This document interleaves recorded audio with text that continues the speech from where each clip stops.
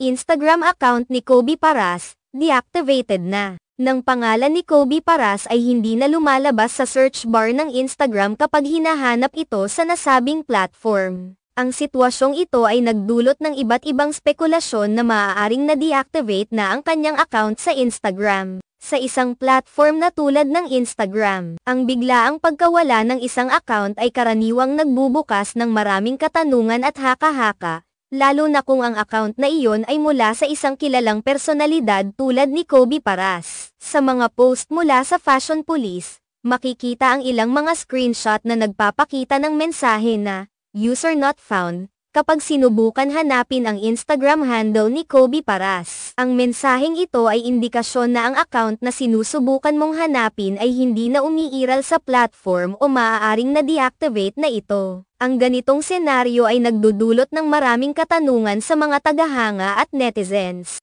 na hindi maipaliwanag ang biglaang pagkawala ng presence ng isang kilalang tao sa isang popular na social media site. May ilang mga posibilidad kung bakit nagkaroon ng ganitong pangyayari. Isa sa mga dahilan ay maaaring simpleng pag-deactivate ng account ng mismong user. Ang mga kilalang tao, tulad ni Kobe Paras, ay maaaring magdesisyon na pansamantalang alisin ang kanilang presensya sa social media para sa kanilang privacy o upang magpahinga mula sa online na mundo. Sa mga pagkakataong ito, ang kanilang mga tagahanga at publiko ay madalas na naguguluhan at nag-aalala sa biglaang pagkawala ng kanilang online na profile. Sa kabilang banda, maaari ding magkaroon ng teknikal na problema sa Instagram mismo na nagiging sanhi ng hindi paglitaw ng account sa search results. Ang mga isyong teknikal ay karaniwan sa mga social media platforms at maaaring magdulot ng pansamantalang pagkawala ng visibility ng isang account. Sa ganitong mga kaso,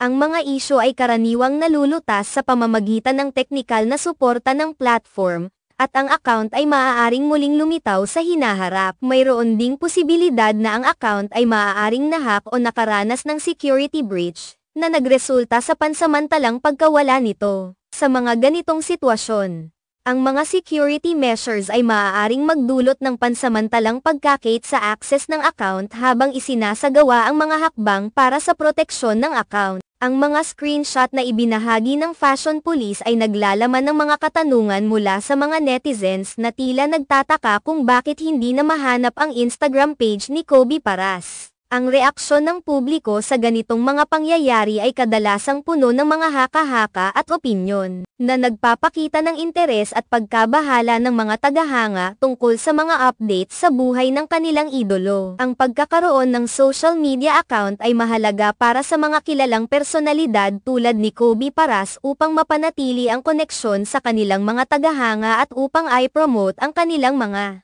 proyekto.